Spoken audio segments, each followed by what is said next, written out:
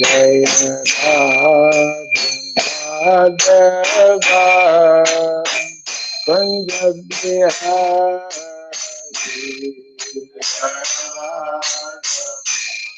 Madhava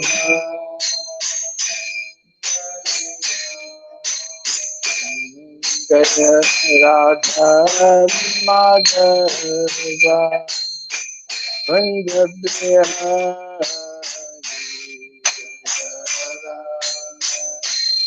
Madhava Jaya Gopi Jana Vallabha Girivara Hari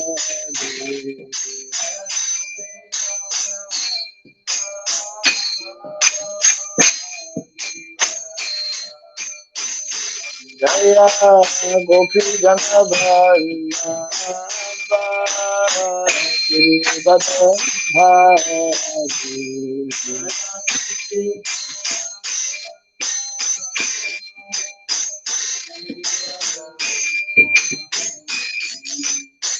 Yashodhanandana Rajajanandana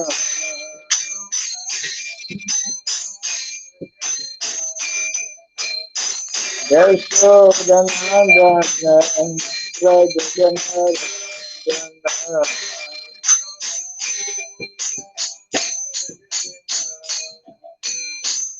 Jamuna Kira Manantari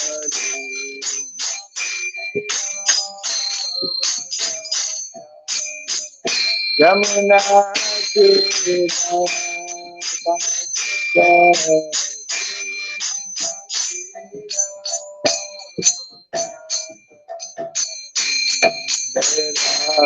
Radha Madhava Kunja Bihari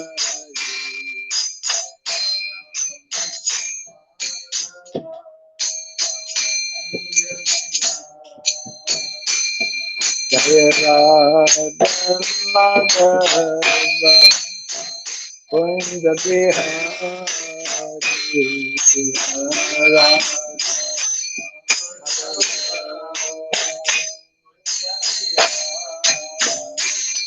Jaya Gopi Jana Vallabha Girivara Hari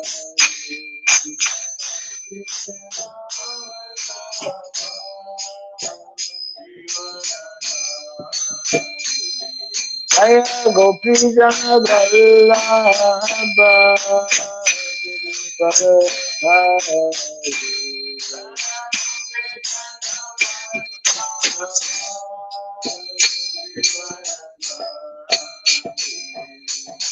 Yashodhanandana Rajajanandana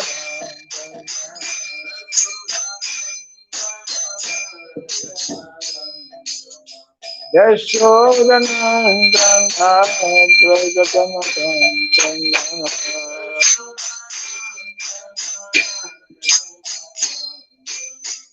Jamuna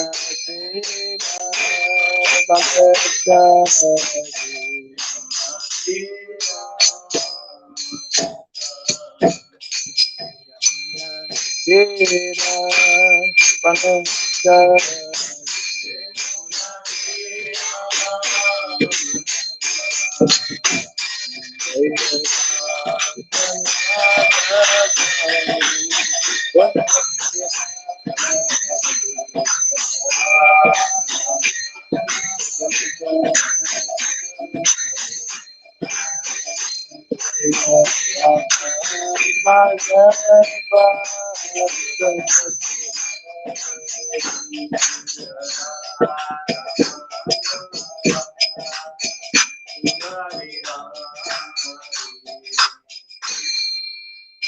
Hare Krishna, Hare Krishna, Krishna, Hare Hare, Hare Rama, Hare Rama,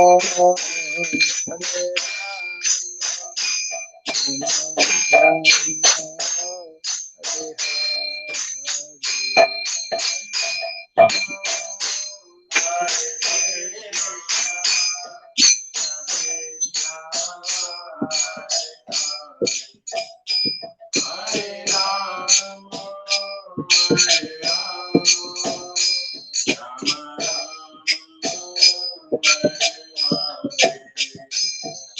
Krishna, Hare Krishna, Krishna Krishna, Hare Hare, Hare Rama, Hare Rama, Hare Krishna, Hare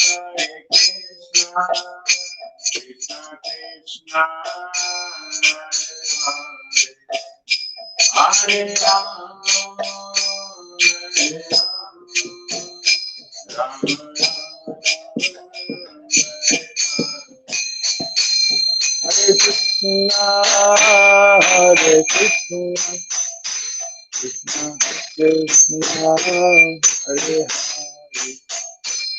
Hare Rama, Hare Rama,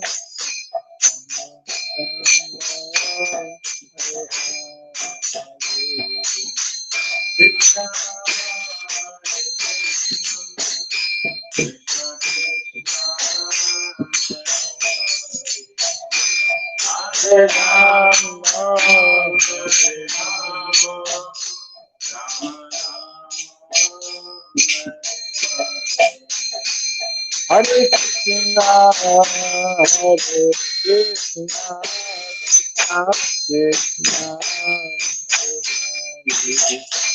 Hare Rama, Hare Rama, Rama Rama,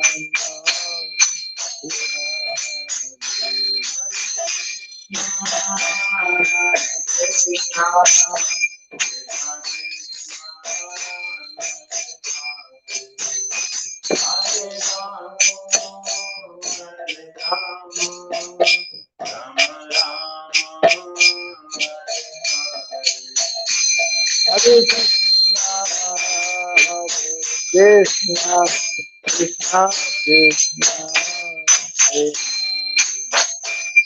Hare Rama, Hare Rama, Rama Rama, Hare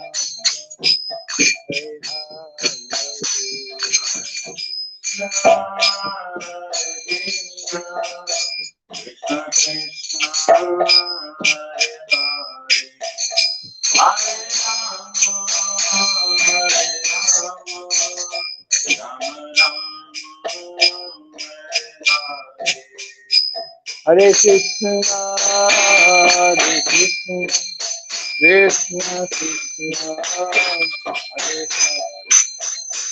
Hare Rama, Hare Rama, Hare Krishna, Hare Hare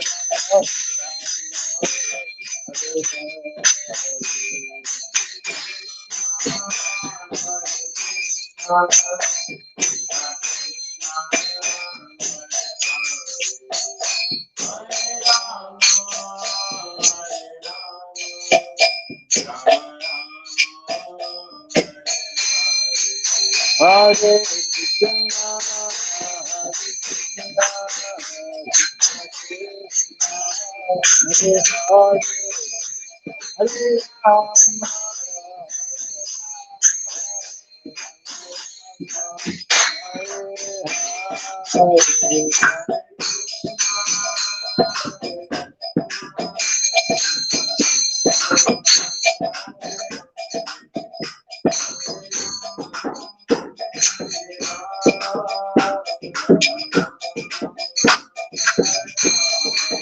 Hare Krishna, Hare Krishna, Krishna Krishna, Hare Hare, Hare Rama,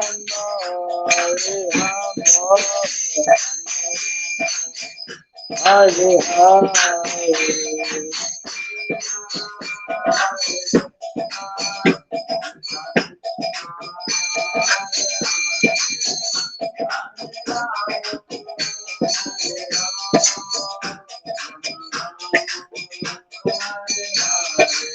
Hare.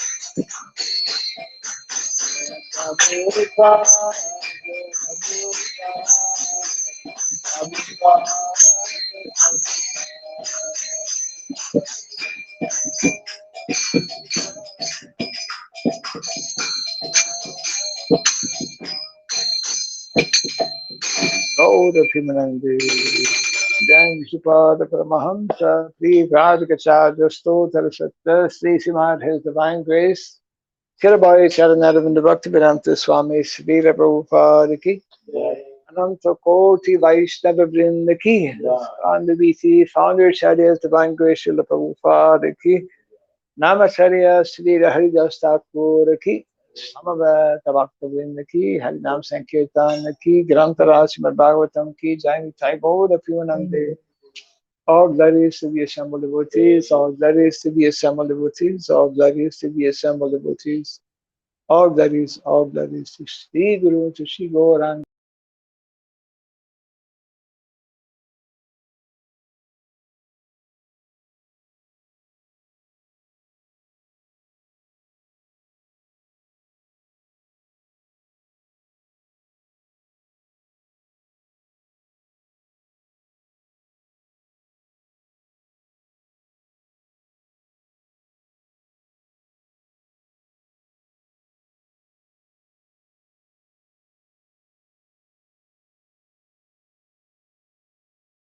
Swayam Rupa Kadamahyam Dadati Swapadantikam Vandeham Sri Guru Sri Lita Padakamalam Sri Gurum Vaisnavam Sya Sri Rupam Sagradatam Sahagana Ragunatam Vitam Tvam Sajivam Sadvaitam Savadutam Parijana Sahitam Krishna Chaitanya Devam Sri Radha Krishna Padam Sahagana Lalita Sri Vishakanditam Scha He Krishna Karuna Sindhu Dinabandhu Jagatpate Gopesha Gopika Kanta Radha Kanta Namostute Tapta Kanchana Gaurangi Radhe Vrindavanishpade Reshabhanu Sute Devi Pranamandi Hari Priye Vanchakalpa Tarupyasya Vipa Sindhu Vyayavasya Patitanam Pavanebhyo Vaishnavebhyo Namo Namaha Narayanam Namaskritya Dharam Chaiva Narottamam Devim Saraswatim Vyasam Tato Jayamudiraya. Before reciting the Srimad Bhagavatam, which is a very means of conquest, let us first offer respectful obeisances unto Narayana, the Supreme Personality of Godhead, and to Narayana Rishi, the Supremost Human Being, unto Mother Saraswati, the Goddess of Learning, and unto Srila Vyasadeva, the author. Nasta Prayesha Bhadreshu Nityam Bhagavata Sevaya Bhagavati Uttama Shloke Bhaktir Bhavati Naistiki. By regularly hearing the Srimad Bhagavatam and by rendering a service unto the pure devotee, all that is troublesome within the heart becomes destroyed practically to nil, and loving devotional service unto the Supreme Lord, which praise, which transcendental songs, becomes established as an irrevocable fact. Idam Bhagavatam Nama Puranam Brahmasamhitam Uttama Charitam Chakara Bhagavan Rishi Nishreyasaya Lokasya Dhanyam Swasya Namaha. This Srimad Bhagavatam, known as the Grantara, is the king of all Vedic literatures, is the literary incarnation of God. It is compiled by the incarnation of God, the Srila Vyasadeva. It is meant for the ultimate good of all people. It is therefore all successful, all blissful, and all perfect. Sri Krishna Chaitanya Prabhu Nityananda Sri Advaita Gadadhara Sri Vasadi Gaura Bhakta Vrinda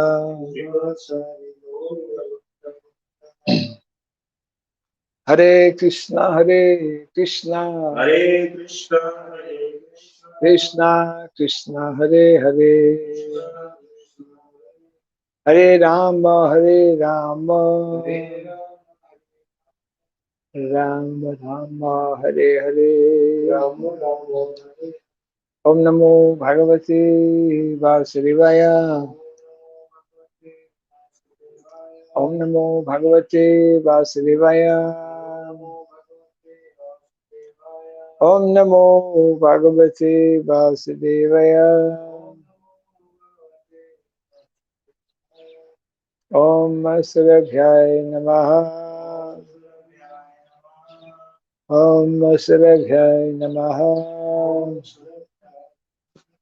Om Surabhyaya Namaha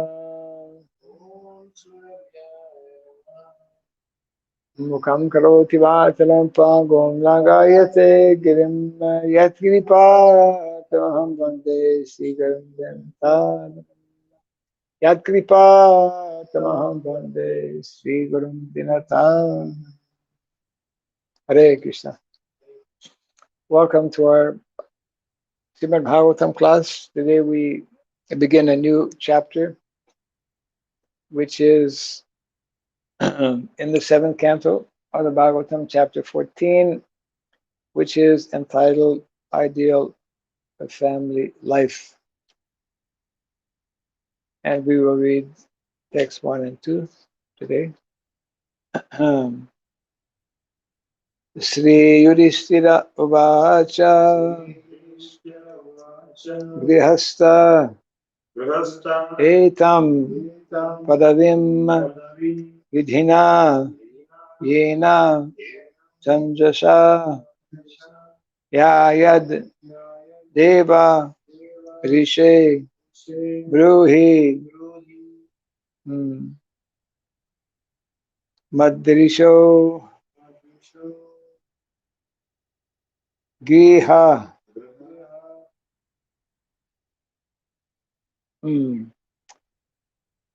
Mudha Dihi.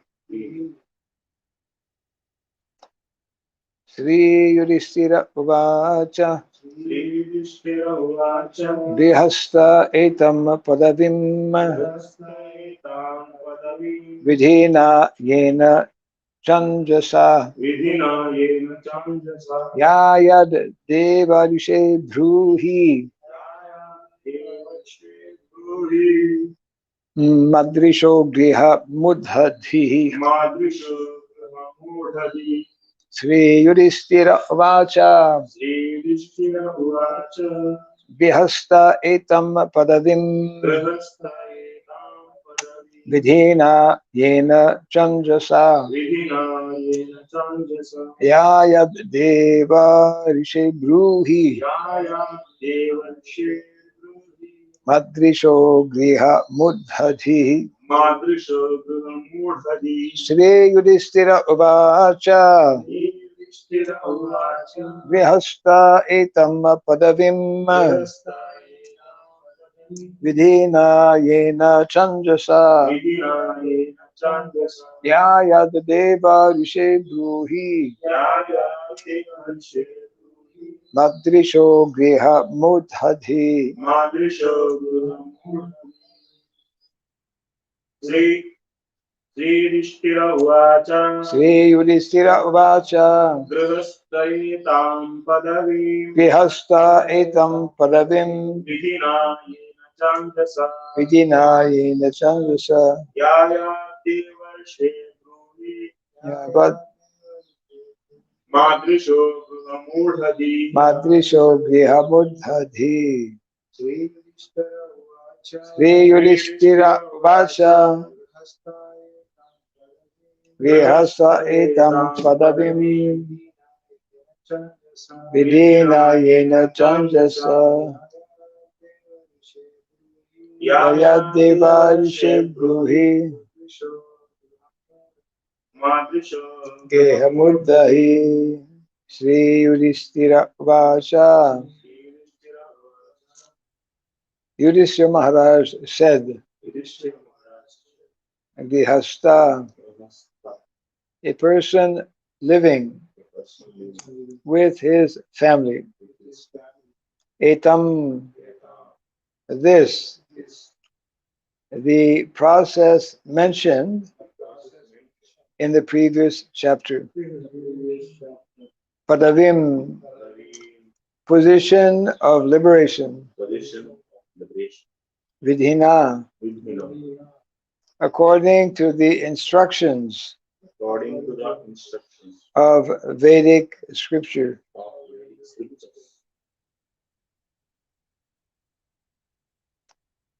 Yena, by which, cha, also, anjasa, easily, yayat, may get, devarishe, O great sage, among the demigods.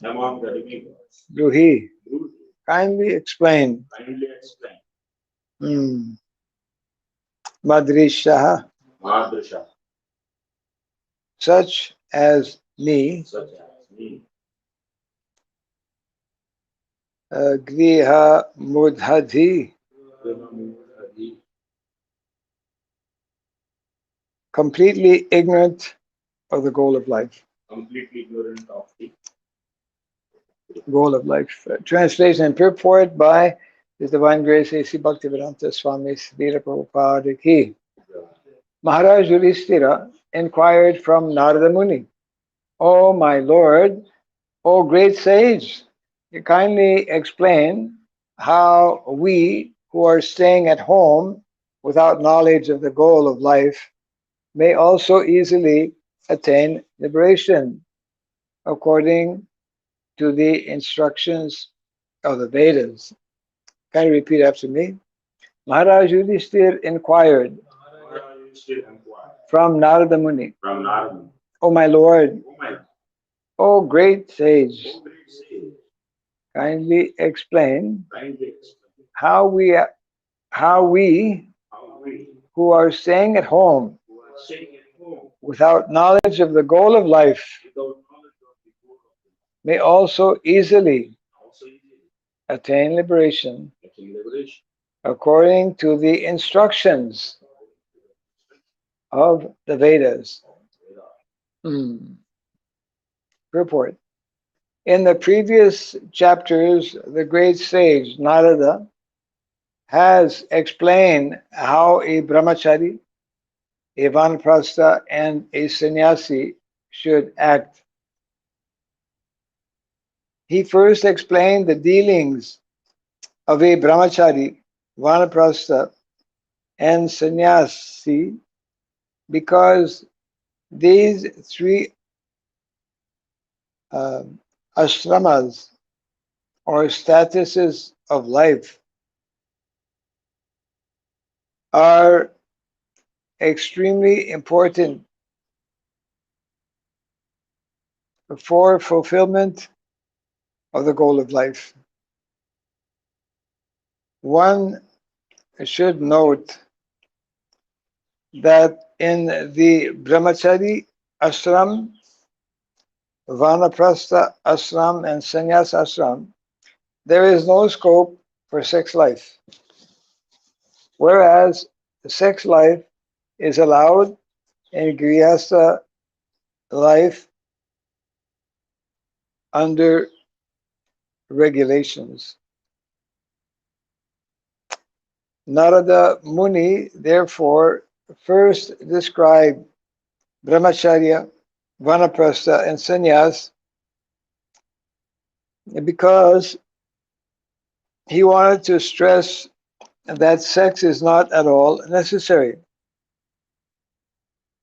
although one who absolutely requires it is allowed to enter grihastha life or householder life, which is also regulated by the Shastras and Guru.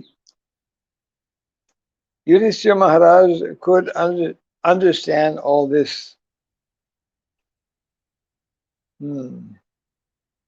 Therefore, as a Grihastha, he presented himself a Griha Medu Di, one who is completely ignorant of the goal of life. A person who remains a householder in family life is certainly ignorant of life's goal. He is not very much advanced in intelligence. As soon as possible, one should give up as soon as possible, one should give up his so-called comfortable life at home and prepare to undergo austerity or tapasya. Tapo divyam putraka, according to the instruction given by Rishabhadev to his sons, we should not create a so-called comfortable situation, but must prepare to undergo austerity. This is how a human being should actually live to fulfill life's ultimate goal. Translation again. Maharaj Yudhishthira inquired from Narada Muni, O my lord, O great sage, kindly explain how we who are staying at home without knowledge of the goal of life and also may also easily attain liberation according to the instructions of the Vedas.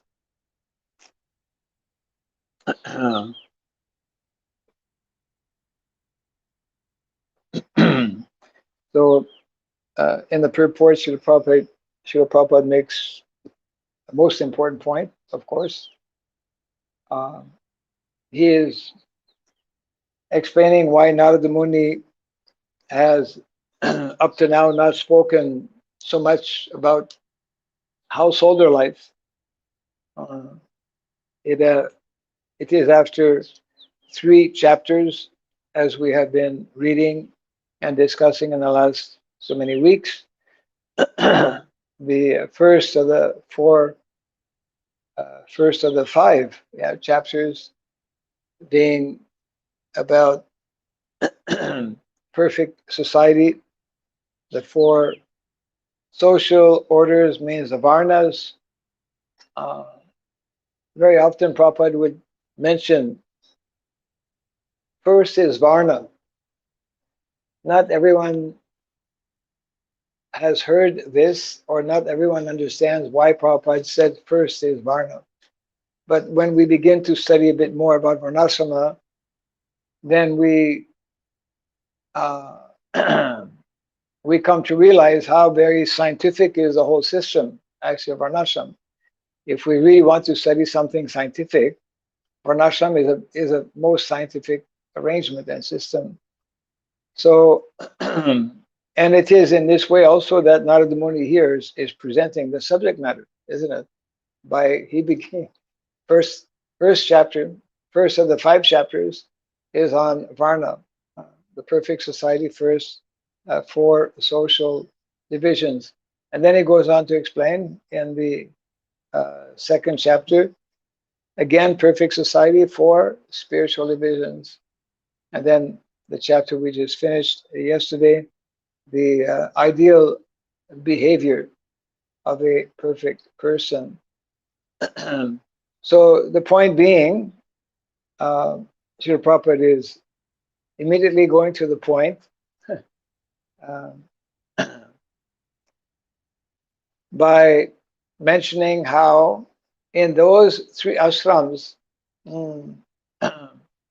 that have been discussed so far, Brahmachari ashram, Vanaprastha ashram, and Sannyas ashram, there is no concession for sex life.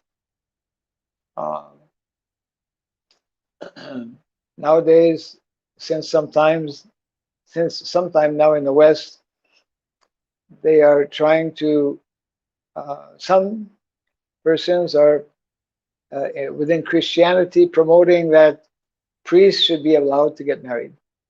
It's like saying sannyasis should be allowed to get married. It's like rasabas, contradictory, because priests, they make a vow of celibacy. So either you make a vow of celibacy or you don't, isn't it? So, like sannyasi, he takes a vow of celibacy. Brahmachari, the primary feature in celibacy, celibate life, is to abstain from sex life. Means to abstain from activities of sense gratification that are diverting us from our primary goal and objective of life. And therefore, that training is there in the Vedic culture to facilitate that to happen, to facilitate this control of the mind, control of the senses, by performance of tapasya. Tapasya brahmacharyena samena cha dhanena cha. Brahmachari life, celibate life, is primarily to help one control the senses and to control the mind. And of course, Shastra is giving us a proper process or method of doing that by becoming less and less fixed or focused or obsessed by this body, by giving us this knowledge, by cultivating this knowledge. Beginning of spiritual life is Aham Brahmasmi. I am Brahman in nature. I'm spirit, spirit soul, and not this body. So Yudhishthira Maharaj, who is of course, although he's presenting himself as a fallen householder, we know that he is not a fallen householder.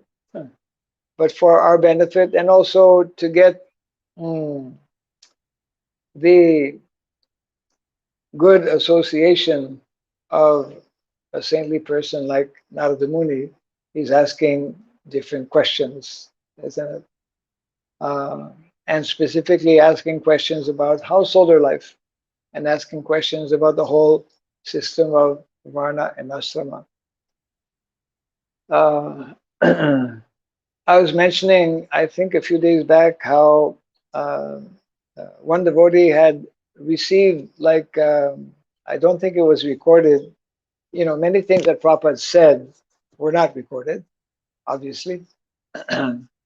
And but still they are relevant, very relevant, of course. I think I was telling you about Srila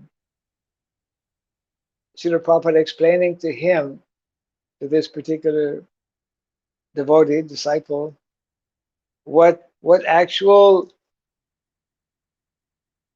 married life means.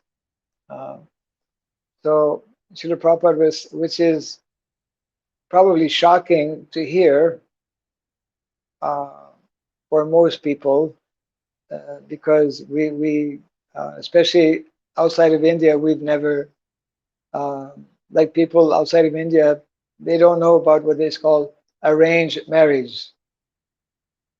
Shastra describes different types of marriages, of course, uh, and in India it's quite common, even amazingly, even to this day.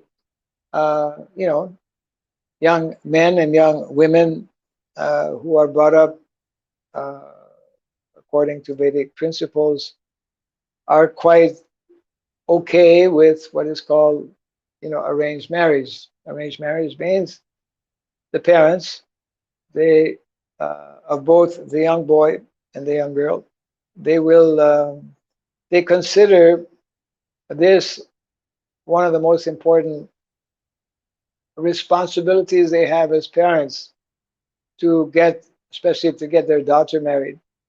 Yeah, one who is able to get one daughter married, then uh, it's like a big relief. Anyways, Prabhupada was describing to this one devotee that actually in the Vedic culture, marriage takes place at a very young age. Now the opposite is happening.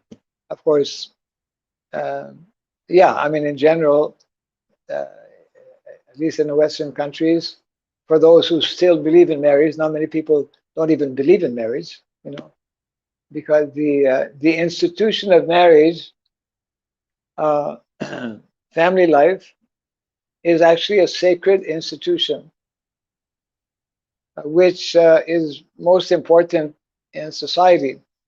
And unfortunately, because of our, you know, uh, immature concepts of freedom and liberation and equality, etc., like this, we have deviated from what is meant to be the norm. So Prabhupada was explaining how there's a whole psychology for marriage.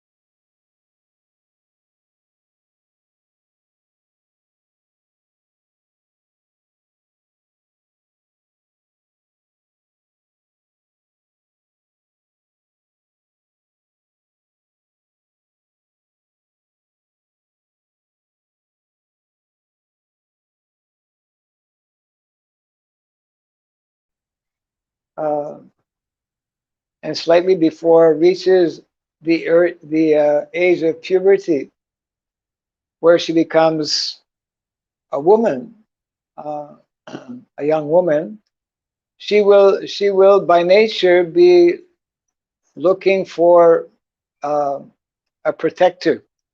She'll be looking for what normally is intended to be like a husband. So before the age of puberty, in the Vedic culture, marriages were arranged. Marriage um, in the following way, that parents of a young boy and parents of a young girl, they would follow the prescribed uh, method that is mentioned in the Shastra. For example, understanding the family background of each individual, performing the a horoscope to understand the nature of each individual. There are specific guidelines that are given uh, to uh, to enter into a marriage situation. So Prabhupada was telling that uh, even as young as, let's say, boy, nowadays this is like totally, you cannot even talk about it practically speaking. But Prabhupada was after explaining mm, what is uh, there in the Shastra, was telling that other than what is explained in the Shastra, what goes on in the name of marriage, I don't know anything about that. Prabhupada was making the point, actually, you know. So, um, so marriage is most important institution, uh, which is especially meant, and this we'll be hearing about more in detail in this particular chapter, for individuals who may uh, not immediately be able to do without sex life. Because within marriage life, grihastha life, that concession is being given. However, we read also earlier in one of the purports mm, how the same basic principles are there in all the ashrams, because this is the Vedic culture.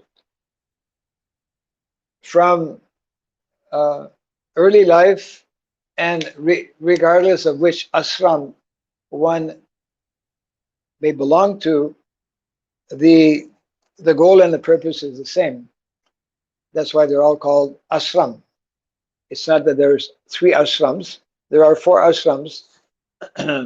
And ashram, we should understand, is where one is uh, primarily focused on the subject matter of self-realization. Um, so, mm,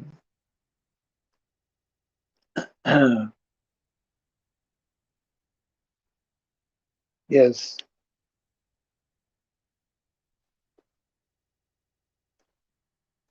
this is also mentioned at the end of the purport. Um, often,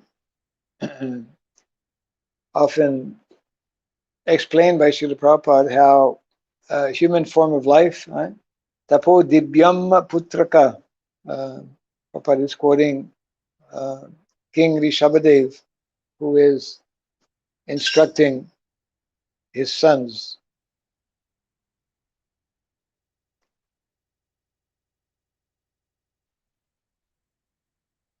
So, in householder life, different from what modern people understand.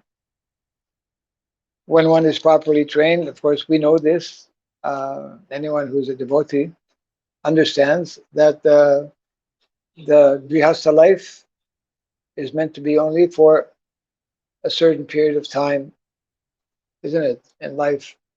um, by the approximately by the age of 50, when one's family responsibilities are over. So it's in this way actually very further indication of what the human form of life is all about, which means to become detached and to become self-realized. So this is the beginning of the chapter here with Maharaj Yudhisthira inquiring and taking a very humble position. So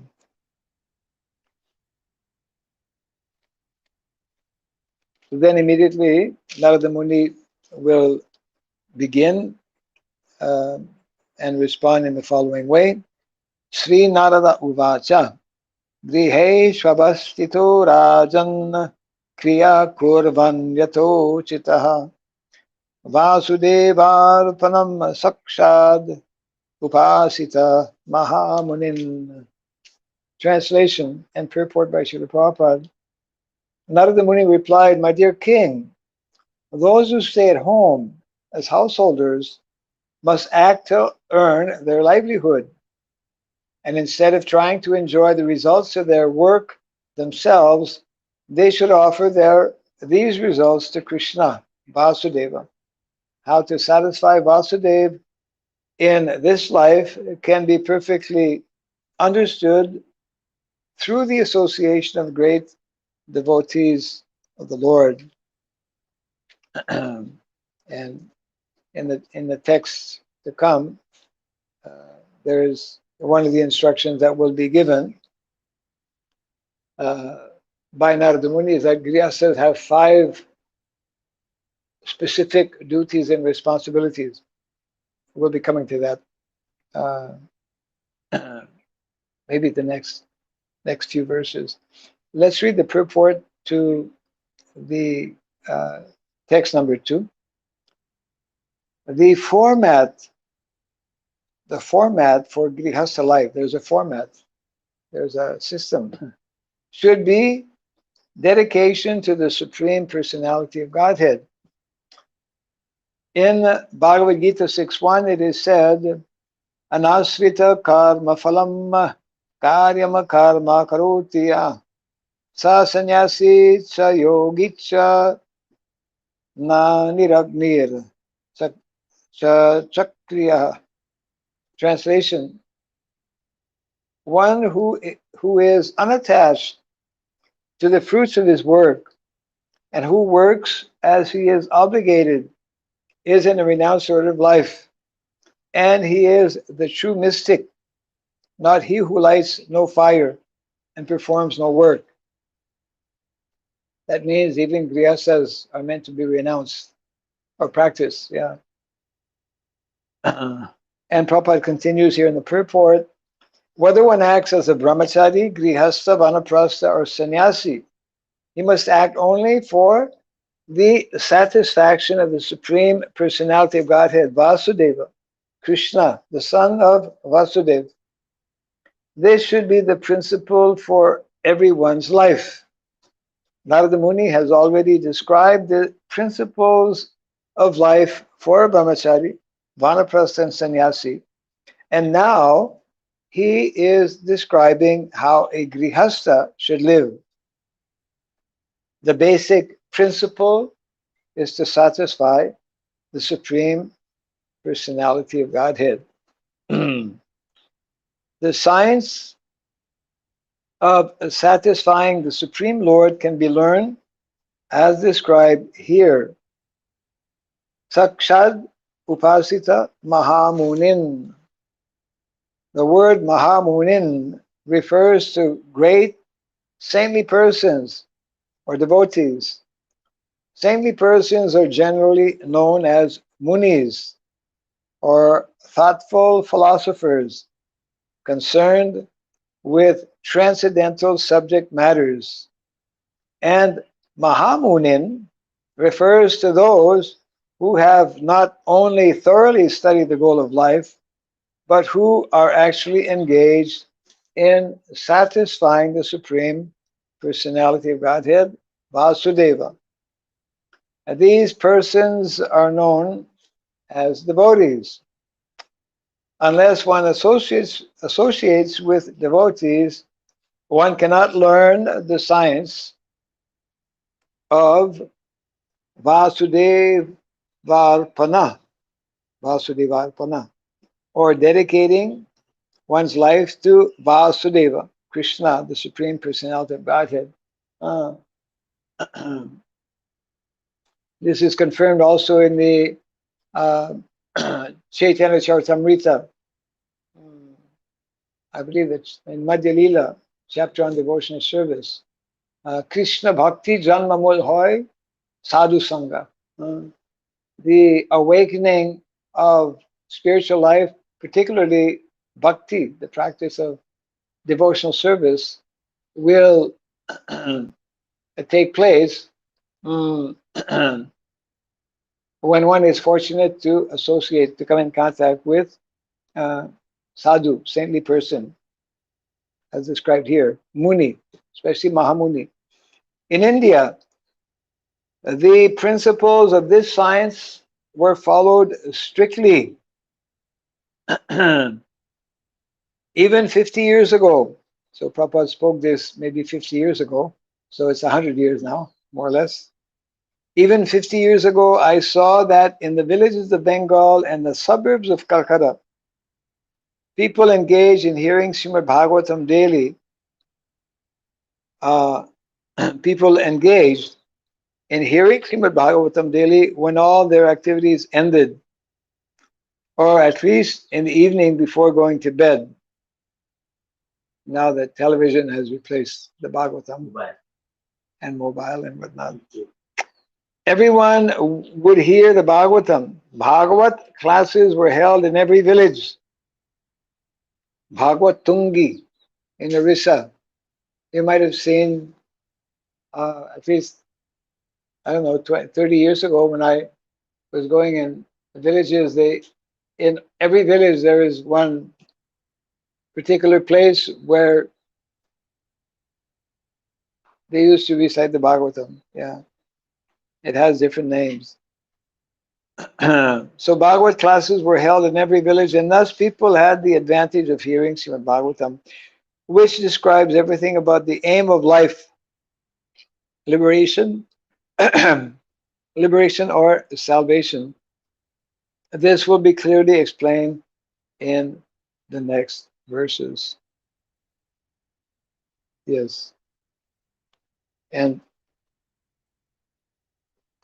possibly in this chapter, um, in one of these chapters, Prabhupada mentions in one of the purports how,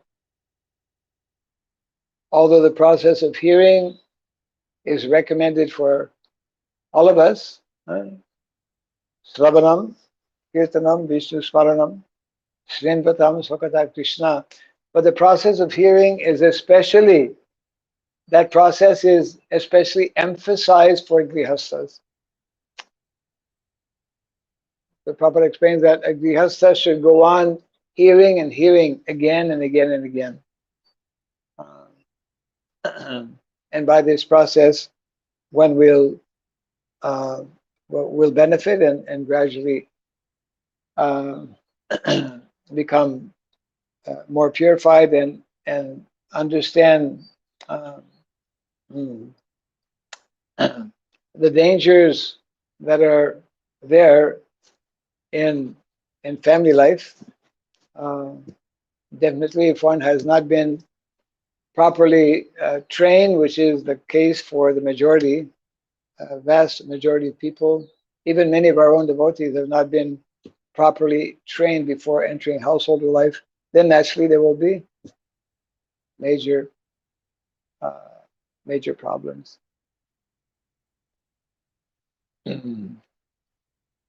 So we will allow Narada Muni to gradually unfold the science, but that's a science also. Varnasrama is a science, so therefore each and every varna and ashrama is a science as well. And in both the Bhagavad Gita and Srimad Bhagavatam, we get to hear various aspects of this science. So any thoughts or comments? Even though we don't have many grihastas in the class this morning. Actually, I'm asking them to ask questions in the live chat. Oh, okay. Yeah, sometimes.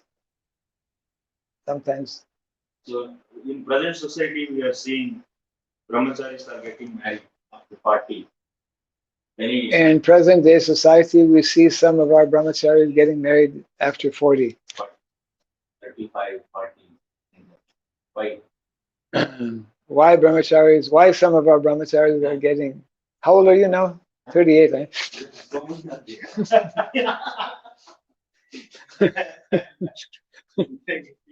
Different temples. This is a brahmachari asking a question who's 38 right now.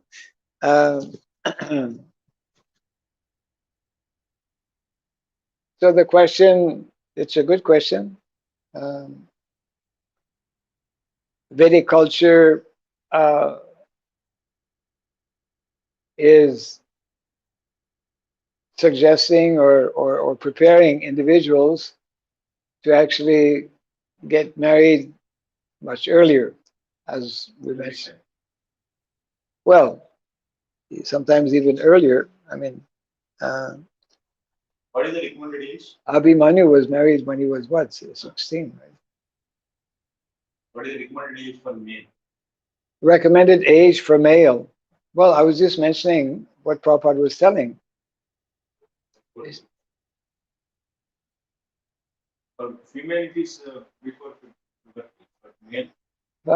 Male generally there is part of the science in married life is that the male should be a good number of years older. So for example, if a young girl before puberty means, let's say 12, 13. So normally you take between 5 to 10 years. Even that's not uncommon, but generally maybe 5 years older. So that means if a young girl is 12, then her husband would be like 17. Normally one gets, in the Vedic culture, one gets married after finishing one's studies. But he'll be in the Gurukul at that time. 17 years means till 25 years he should be in Gurukul. Depends which Varna he's following also. So that's why in the Vedic culture it was not uncommon for the age, difference, for that age difference to be there. So we cannot, of course, we cannot artificially follow this, but we should understand the basic principles behind it. Who's selling? Yeah, because Vedic culture, arranged marriage is not based on my falling in love with a particular boy or particular girl, which is the common, modern system. The marriage arrangement for marriage is something that is very involved, very intricate and whatnot. So coming back to your question, why some of our older brahmacharis sometimes we see are getting married, I'm sure everyone has different reasons, but it's not actually the standard. It is not the standard to to get married when one is older. In some instances, I mean, it may be allowed, but in general, there is a specified period, and that means when one is, much younger. Why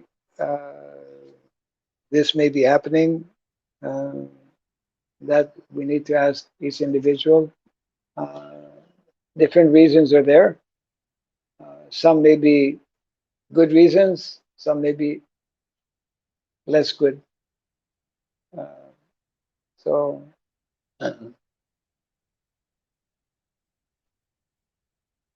one thing we should understand is that the more we are, I would say, far away from the actual lifestyle that is recommended. Natural lifestyle means a number of things. For example, modern day society, as we know, allows, not only allows, but promotes the intermingling between boys and girls. Whereas the Vedic culture is very clear on this point. You know, there is planned and wanted separation or segregation between boys and girls, between the sex. Therefore, Vedic culture does not promote co-education. Education is there for the boys. Education is there for the girls, isn't it? So when we don't follow this principle, then naturally all kinds of irregularities will be there. That's one aspect. The other aspect is that we are generally all of us living in these modern times not according to the social system that is recommended. I'm referring to agrarian lifestyle.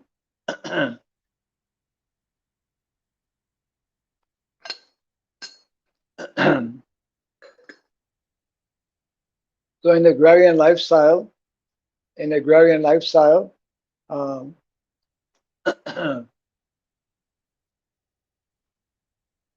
one is, or just like Prabhupada is mentioning here, how, of course, even nowadays in villages, practically what is being practiced and what is available in the cities is now in the villages. Our villages have become urban villages, practically speaking, isn't it? But traditionally, when and that is definitely part of what especially in householders and everyone ultimately, we when we are living this more simplified life, connected with nature, when our prescribed duties are more in line with what is mentioned in the Shastra, which means again with nature, with the land, with cows, then when communities are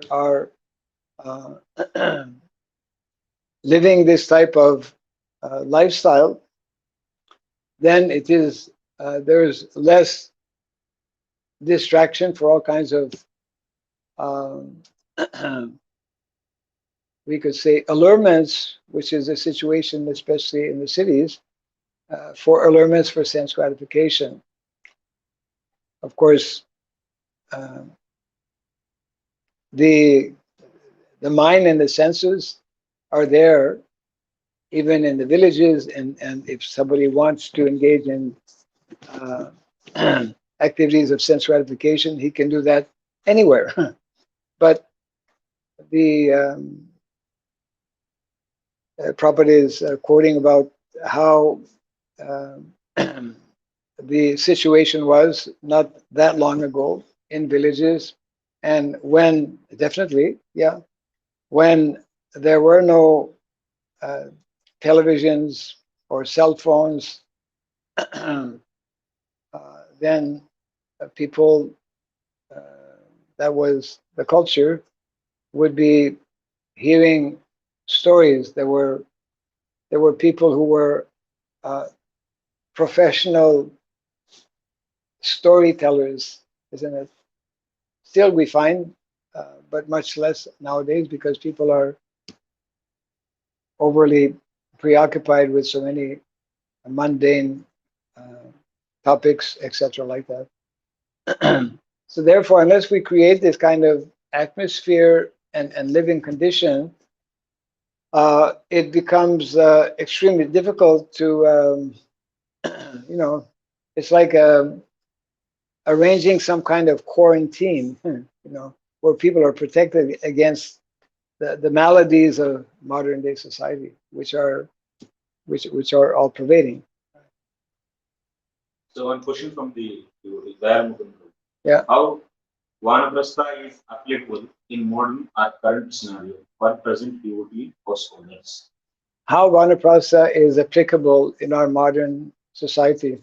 Is it? Modern scenario for present devotee. Okay, in our modern scenario for our own devotees. Vanaprastha, even in our modern day society,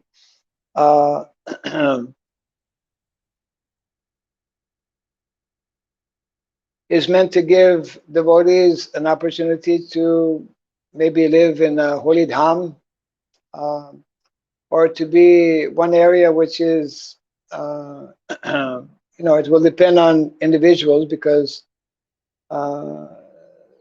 if someone has had some experience in teaching, for example, just like we are, there's a need to develop. We're talking about the need to train individuals. So those who have already lived householder life, they have a lot of experience. They have a whole life experience. They have all kinds of knowledge because mostly they've been working in some activity. They've had to take on different responsibilities. So there's a great need for such devotees to be engaged in different types of preaching activities. They can be connected with some of our any of our temples. I mean, a temple is a holy place as well, and because one is disentangled from family life, one will have much more time. I mean, he will have maximum time actually to assist. Vanaprastha doesn't mean that one simply retires and becomes a recluse. I mean,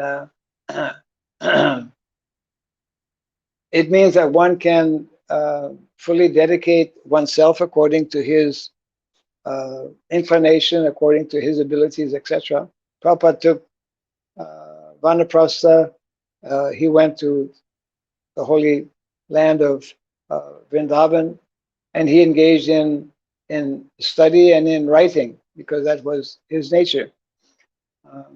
We in the Vedic culture, people from Vanaprastha background, they become ideal teachers. So we have so many gurukulas that need to be open. We have a need for individuals who can help develop curriculum for establishing Varnasrama colleges. These are, those in Vanaprastha can be spending time, for example, in villages where there's a great need for ordinary people to get the association of someone who has lived a spiritual life for many years, someone who is older, biologically older, and who is more mature also. Such type of individuals can have a wonderful impact, positive impact, simply by giving some of their time to those who are still devoid of Krishna consciousness. And there's a lot of that in well, everywhere, but especially in villages, where people are kind of without proper guidance. So there are many different types of activities that one can take up as vanaprastha, um, and these are a few of them, or a few.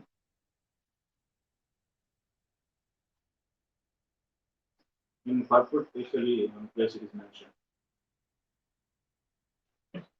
In the first purport.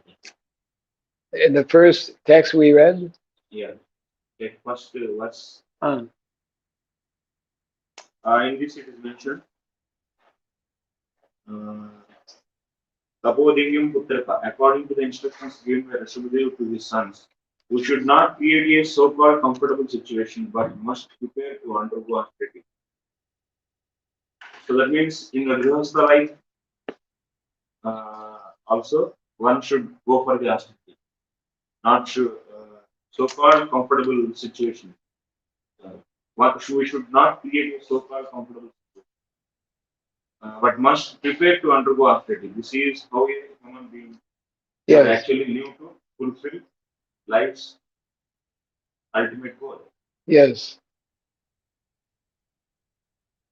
So how one, that means one grihastha can know that this is comfortable and this is needed. How can a grihastha know whether, because in the purport is Prabhupada is mentioning that especially vanaprastha is meant for taking up or leaving aside comfortable, so-called comfortable life, and accepting voluntarily some tapasya or austerity. So your question is, how is a grihastha to know whether he's living a comfortable life or not? Is it? Yes. Well, the more he is entangled in material pursuits, and the more he's entangled in activities of sense gratification, then that means he is going in the wrong direction. So it doesn't mean that one has to be poor. One can be very renounced and live in a very opulent situation. There's some, we have devotees, we have householder devotees who are millionaire. So it's not that they have to give that up, but they have to uh, be detached and not utilize that for their personal sense gratification. So the idea is that one will understand by uh, how one is advancing in Krishna consciousness, Yes. how one is developing taste for practicing the various activities, isn't it? Prabhupada used to explain that the test for a devotee is how much he has naturally become detached from sense gratification, isn't it? Or put in another way, the more we are developing a taste for associating with devotees, the more we are developing a taste for attending and hearing Bhagavatam class, the more we are developing a taste for chanting the holy name, the more we are developing a taste for all of these devotional spiritual activities. That is an indication that we are making some progress. And if the opposite is there, the more we are allowing our mind, allowing our senses to be engaged in materialistic kind of activities, then that means we are not making good progress. And if we are in doubt as to whether we are um, advancing or not advancing, making progress or not, then we can consult with devotees who are senior, devotees who are well-wishers and who can help us understand our situation in householder life. So those who are in householder life, the more they follow the instructions that will be given in this particular chapter, especially, uh, it means that they will gradually learn to become more and more detached to the point that when the time comes for them to take vanaprastha, it will not be a major problem because they will have practiced. Uh, so, uh, as I mentioned, there are specific duties and responsibilities that will be delineated in the verses to come. Um, daily duties, daily duties of grihastas, just like daily duty of a brahmana is to um, is to study, is to worship the deity. So like this, householders also have specific duties, uh, and those will be mentioned. By following those activities, prescribed activities, and that's specifically why Yudhishthira Maharaj is asking to Narada Muni, um, what are those different uh, responsibilities? If one follows those, then gradually one will become more and more detached. And uh, as I think in the second verse we are reading here, Prabhupada is giving reference to the verse in the Bhagavad Gita about uh, uh, the spirit of renouncement, that sannyas yoga. Krishna speaks about sannyas yoga also. Sannyas means detachment, as we know. So detachment is not only for sannyasis. Ultimately, vairagya is for everyone in all of the ashrams. Yeah. So if we are in doubt sometimes as to uh, where we are situated, then we can consult with senior Vaishnavas and they can help us. Yeah. So one more question. So in a Grihastha life, uh, is there any standard to have sex life? Is there any standard that means monthly once, this, that? Is really uh, is the standard given by Prabhupada or what is the standard? Having sex life in Grihastha? Regarding sex life in the Grihastha ashram, whether there is a standard or not, yes, Prabhupada has mentioned about the standard. What is that standard?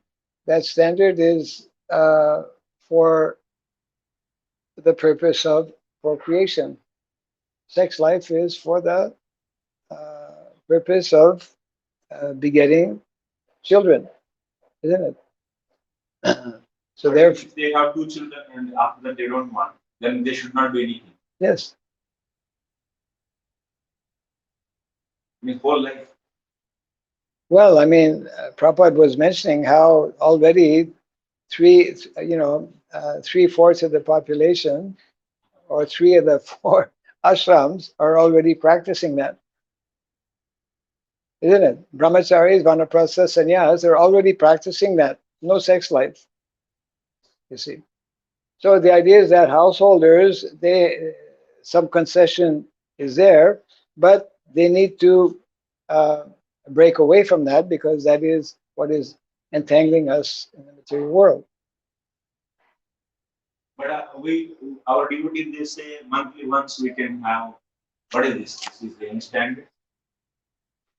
The standard is given in the Shastra that it is for the purpose of um, begetting Krishna conscious children. And uh, I know the topic is at times debated amongst some devotees. So um, just like in any school, there's those who are more liberal and those who are more conservative. So, but when it comes to Shastra, it is better to be more conservative than liberal. Um, So concession, when it speaks about concession in household or life, it means concession according to what is described. So, um, so therefore, proper training is therefore needed for before one enters into household or life.